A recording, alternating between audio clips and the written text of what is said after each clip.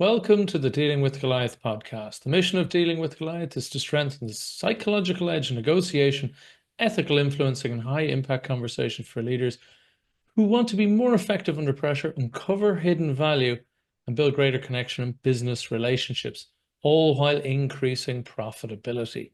This is the short form espresso shot of insight podcast interview to boost business performance using our 5 questions in around about 15 to 20 minutes format. My guest today is Paul Koetke. Paul is the founder and managing partner of Koetke Consulting, a firm specializing in implementing Smartsheet PMO solutions for organizations seeking transparency and actionable intelligence in their project management offices.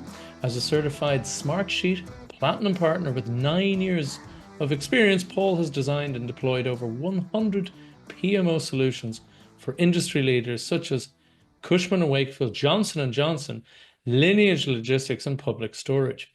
A control center specialist, Paul empowers PMOs by transforming fragmented processes into scalable, automated workflows that provide real-time visibility and strategic insights. His expertise helps business leaders manage large project portfolios, gain complete insight, optimize decision-making, and enhance their team's project management capabilities. Welcome to the show. Hey, Al, thanks for having me on today.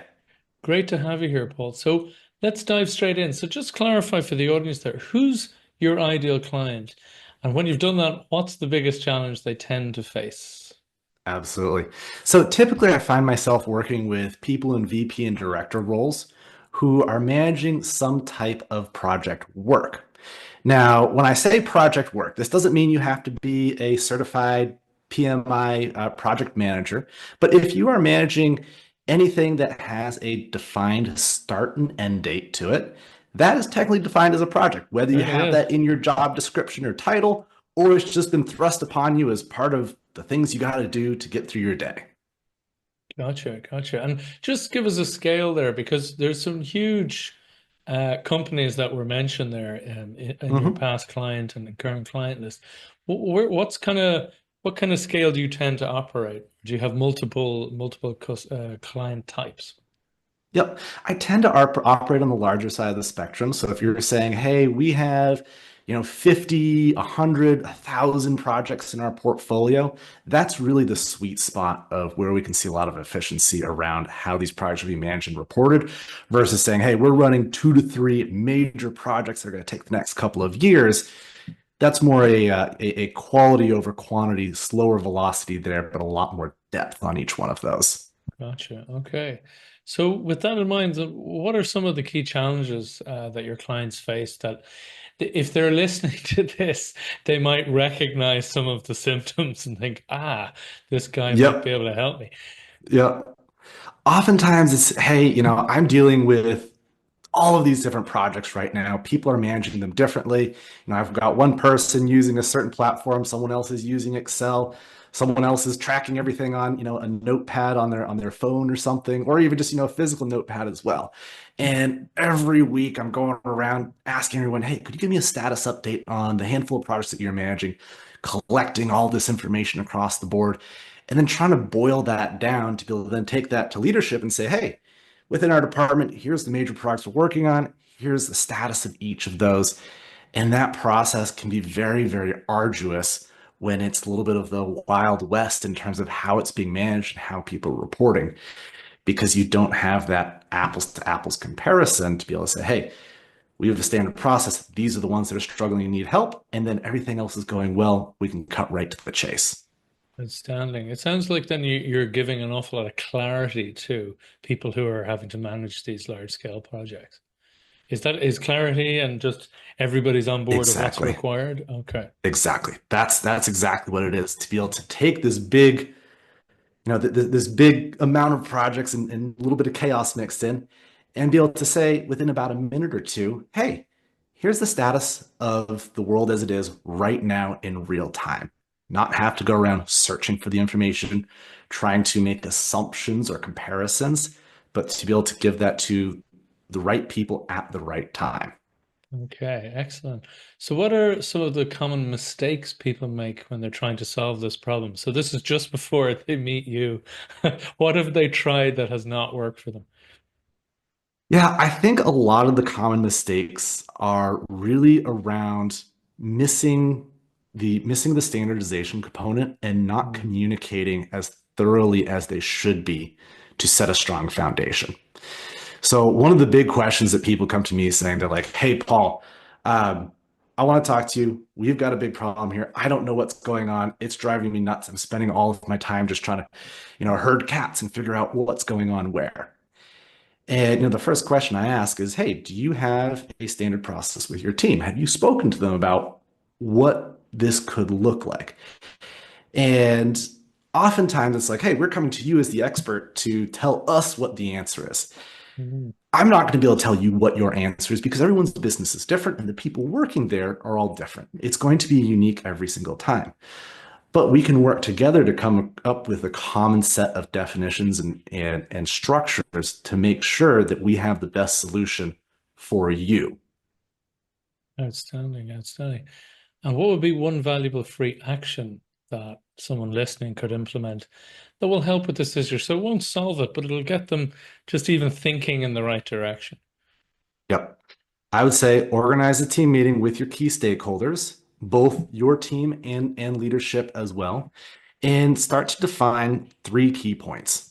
First is going to be your terminology. So when you say project, what does that mean? Are we talking the same thing? Or is someone saying a project is a multi-month thing and someone else is saying a project are, week bits of intervals of work? Okay. And that holds true across the board. There's all going to be a lot of company specific jargon there as well too. So let's make sure that we have agreement about the words that we're using. Just to interject there for a second, well, because that's a great point that people have to make sure they're actually speaking the same language, even if they're Yep. technically speaking the same language.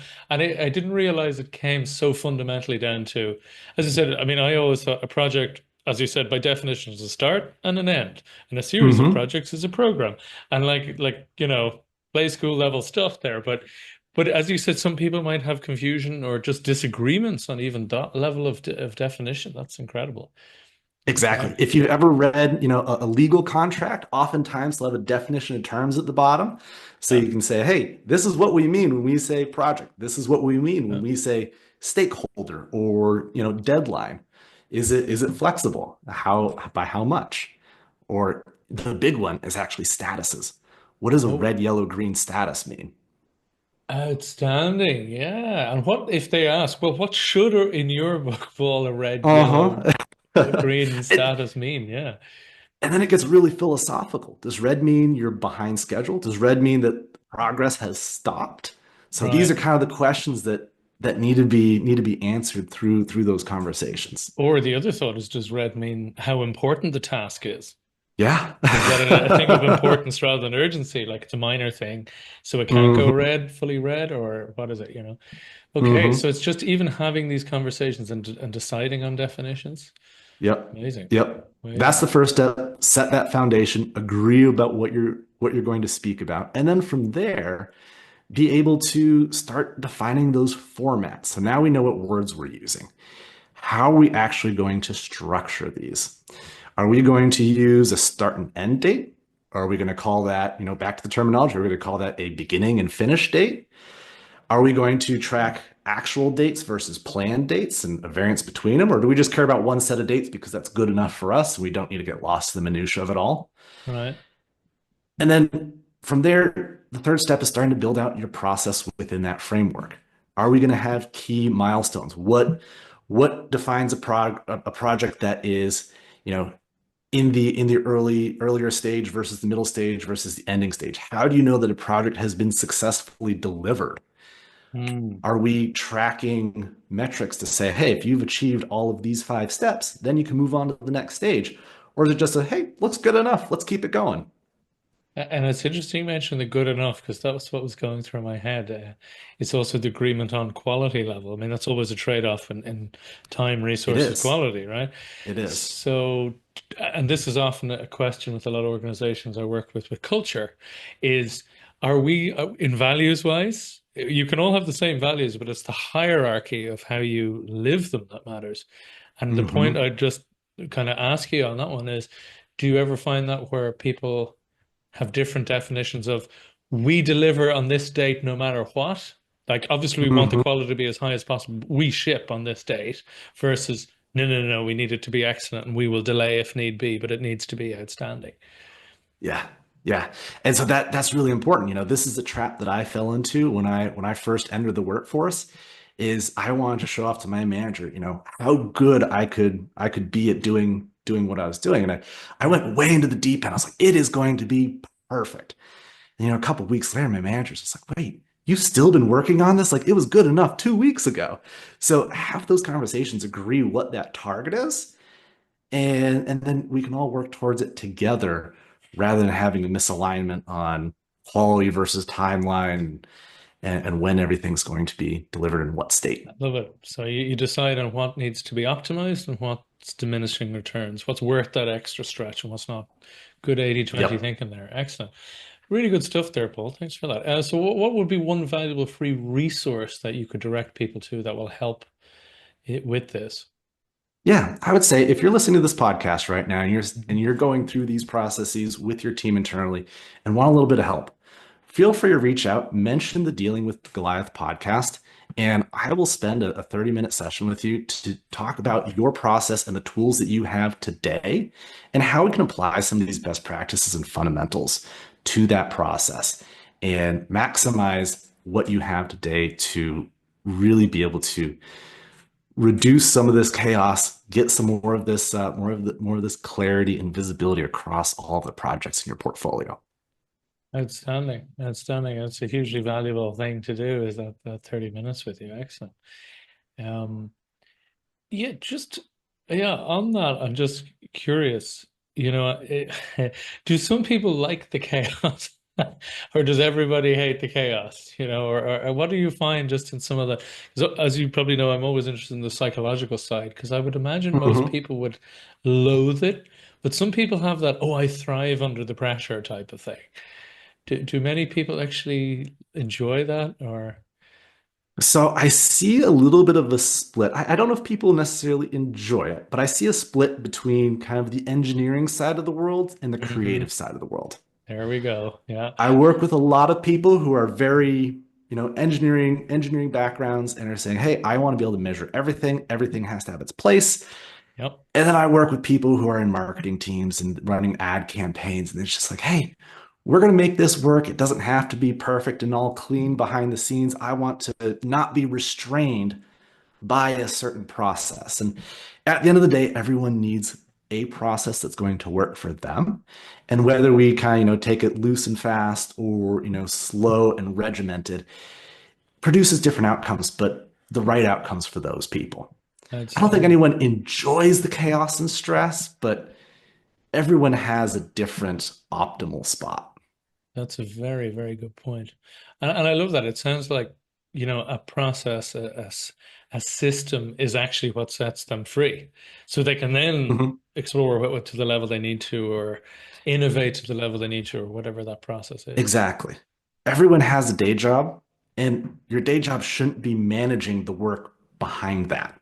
Right. That should be as simple and as standardized as possible so that you can really dive into whether it's designing a building or creating your next ad campaign and not be encumbered by I got to check all the tasks to make sure that everything's going to get done on time.